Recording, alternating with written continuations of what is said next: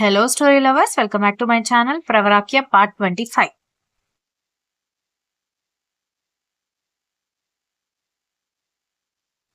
అథర్వ దగ్గర నేను ఇప్పటి వరకు చూడని యాంగిల్స్ చూస్తుంటే కాస్త బిడియంగా తలదించుకుని కూర్చున్న నాకు నేనున్న డ్రెస్లోనే కనిపించడంతో అదంతా కళ అని అర్థం అవడంతో తల కొట్టుకుని బయటకు ఓపెన్ గా చెప్పేశాను అని నోట్లో వేలు పెట్టుకుంటే మమ్మల్ని చూసి పని మనిషి నవ్వుకుంటూ వెళ్ళిపోయింది. ఛీ, ఏంటో ఈ మధ్య అసలు నా టైమే బాగాలేదు. పోయి సంఘసేవ చేసేదానిలాగా వచ్చి వీడి దగ్గర పడ్డాను. నేనెవ్వరి కోసం అయితే ఇక్కడికొచ్చి రివెంజ్ అది ఇది అని వెధవ ప్లాన్లు వేస్తున్నానో అది హాయిగా దాని ప్రిన్స్ చార్మింగ్ ని పెళ్లి చేసుకోవడానికి రెడీ అయిపోతే నేనేమో ఈ రాక్షసుడి పెళ్ళాన్నై కూర్చున్నాను. నో, ఒక్క 3 రోజులకే నాకింత దరిద్రంగా ఉందంటే వీటితో 100 ఏళ్ళు ఉండాలంటే ప్రతిరోజు ఒక ఛాలెంజ్ నేను ఫేస్ చేయాల్సి వస్తుంది అనుకుని కోపంగా చూస్తున్న నన్ను చూశాడు.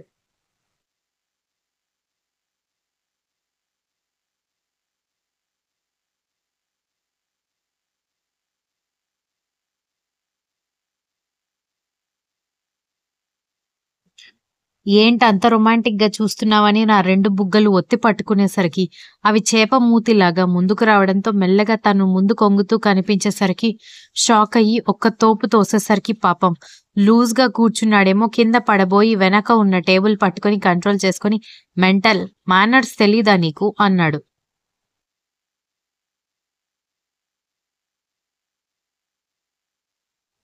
అవునవును, ఈయన గారి దగ్గర నుంచే మేనర్స్ తెలుసుకోవాలి నేను. ఆడపిల్ల పర్మిషన్ లేకుండా మెడలో తాళి కట్టే మేనర్స్, ఎందుకు తాళి కట్టావని అడిగితే అడ్డదిడ్డంగా సమాధానాలు ఇచ్చి ఇష్టం లేకుండా కిస్ చేయడానికి హక్ చేసుకోవడానికి ఉన్న మేనర్స్ నేర్చుకుని నేను కూడా వెళ్ళి పార్లమెంట్లో కూర్చుంటాను అనుకున్నాను. మళ్ళీ అతను ఇంకేదో అనబోతుంటే బాబుగారు పెద్దమ్మగారు వచ్చారని పని మనిషి వచ్చి భయంగా చెప్పడంతో ఆ పెద్దమ్మగారు ఎవరు అర్థం కాక నేను కూడా అతని వెనుక వెళ్లి పైనుంచి కిందకి చూసేసరికి సీఎం గారి అమ్మ. ఆవిడ నేను ఎప్పుడు వెళ్ళినా రూమ్ లో రెస్ట్ తీసుకుంటూనో లేకపోతే గుడికి వెళ్లి ఉండడంతో డైరెక్ట్ గా ఫేస్ టు ఫేస్ మీటింగ్ మాకెప్పుడూ జరగలేదు. పైగా నేనేమి సంవత్సరాలు వర్క్ చేయలేదు కదా, సో నో మీటింగ్ ఇప్పటి వరకు.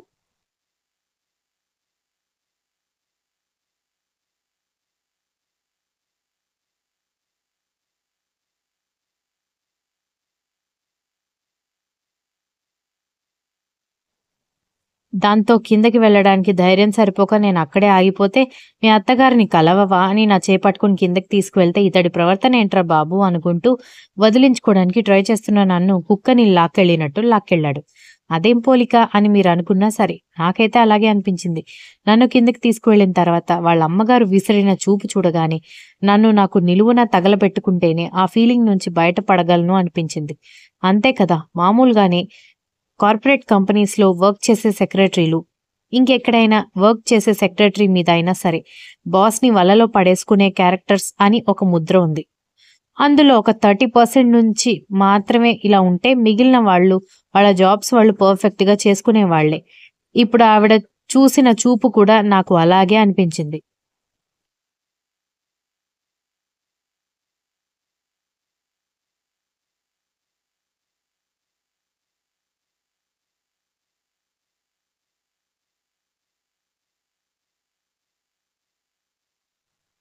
అతని చేతిని బలవంతంగా విదిలించుకుని పక్కకి నిలబడితే వచ్చి అలాగే నిలబడ్డావేంటి మమ్మీ, కూర్చో అన్నాడు అథర్వ.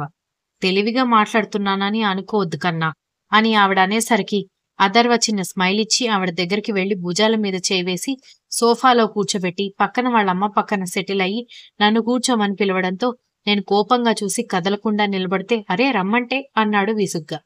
దాంతో అతన్ని తిట్టుకుంటూనే వెళ్లి అతని పక్కన ఉన్న సింగిల్ సోఫాలో కూర్చుని ఆవిడ వైపు చూడాలంటే టెన్షన్ గా ఉండడంతో నేల చూపులు చూస్తూ కూర్చున్నాను.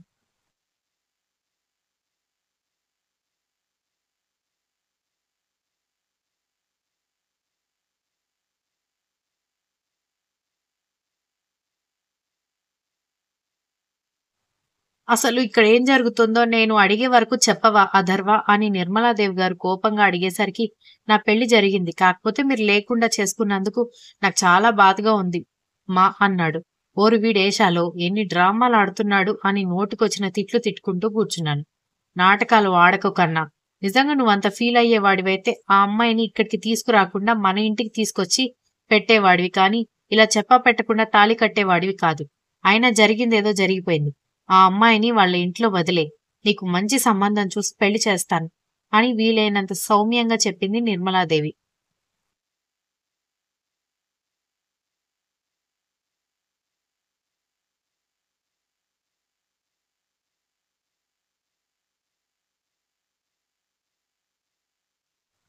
తీసుకువెళ్ళిపోండి ఆంటీ, తీసుకువెళ్ళిపోండి అని నేను లోపల తెగ కోయ డాన్సులు వేస్తున్నాను. మమ్మీ, తను నా భార్య. తనని వదిలేసి మళ్ళీ పెళ్లి చేసుకోవడం ఏంటి? అయినా రెండో పెళ్లి వాడిని ఎవరు పెళ్లి చేసుకుంటారు? అన్నాడు అథర్వ తెలివిగా తన బ్రెయిన్ యూజ్ చేస్తూ.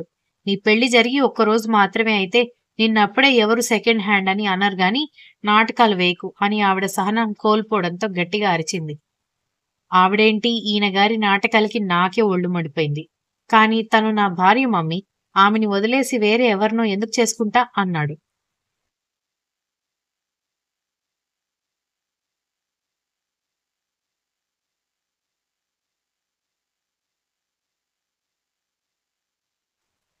అథర్వ్ అని ఆవిడ గట్టిగా అరిచి, ఎప్పటినుంచి నా మాటకి ఎదురు చెప్పడం నేర్చుకున్నావు? ఇలాంటి అమ్మాయిలకి స్థాయి అంతస్తు ఉన్న వాళ్ళని ట్రాప్ చేయడం మాత్రమే తెలుసు. లేకపోతే కనీసం నీ దగ్గర ఆ అమ్మాయి జాయిన్ అయ్యి నెల రోజులు కూడా అవ్వలేదు. ఆ అమ్మాయిని ఇష్టపడి పెళ్లి చేసుకున్నావంటే తనెలాంటి లీలలు చూపించకుండానే చేసుకున్నావా అని నా వైపు కోపంగా తినేసేలా చూసింది.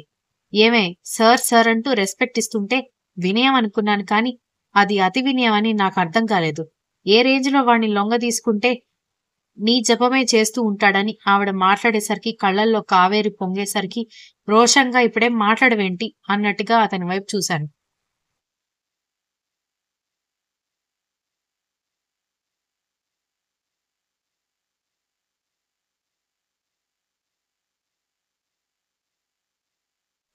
మమ్మీ, నేను తాళి కట్టే వరకు తనకు కూడా నేను తాళి కడతానన్న విషయం తెలీదు. అసలు నేను నా ఇష్టంతో కట్టే వరకు తనకెలాంటి ఐడియా లేదు. నువ్విలా నీ కోడలతో మాట్లాడడం పద్ధతి కాదు అన్నాడు అదరు. నువ్వు నా మాట విని దాన్ని వదిలేసి వస్తున్నావా? లేకపోతే ఈ అమ్మని వదిలేసుకుంటావా? అని నిర్మలాదేవి ఎమోషనల్ గా బ్రతిమాలడంలోకి దిగింది.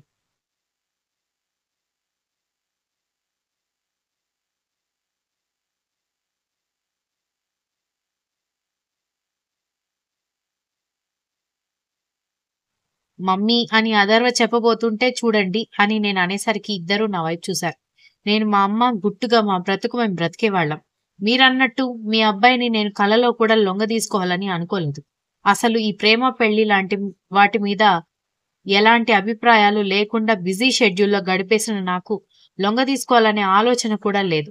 మీకు తెలుసో లేదో మా ఇంట్లో ఉన్న నన్ను బలవంతంగా ఎత్తుకొని తీసుకొచ్చింది మీ అబ్బాయి. అంతకు 2 రోజుల ముందే రిసిగ్నేషన్ లెటర్ ఇచ్చి, కావాలంటే మీ అబ్బాయి మెయిల్ చెక్ చేసుకోండి. నిజంగా లొంగ తీసుకోవాలని అనుకుంటే పక్కనే ఉండి ఇంకా ఇంకా నా వైపు తిప్పుకుంటాను గాని దూరంగా ఉంటే అది సక్సెస్ అవ్వదని నాకు తెలీదా అని చెప్పి కళ్ళు తుడుచుకున్నాను.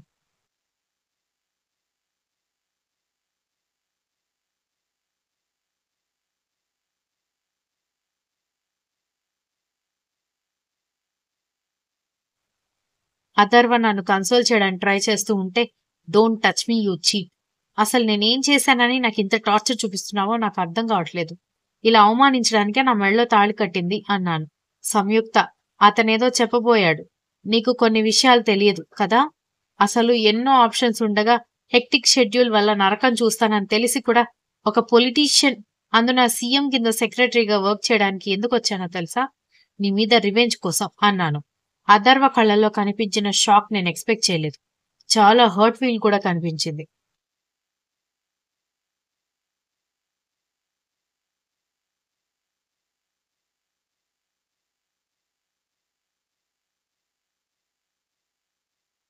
What are you talking? అతను ఆశ్చర్యంగా అడిగేసరికి అవును, భావన గుర్తుందా? ఈ అన్యాయాలు బయటపెట్టడానికి ట్రై చేసిందని. దాన్ని నీ కింద బానిసగా పెట్టుకొని నానా హింసలు పెట్టావే, అది నా బెస్ట్ ఫ్రెండ్. అందుకే నీ అన్యాయాలు బయట పెట్టడం కోసం దాని తరఫున నేను పగ తీర్చుకోవడానికి నీ దగ్గర జాయిన్ అయ్యాను అన్నాను. తల్లి కొడుకుల కళ్ళు పెద్దవయ్యాయి.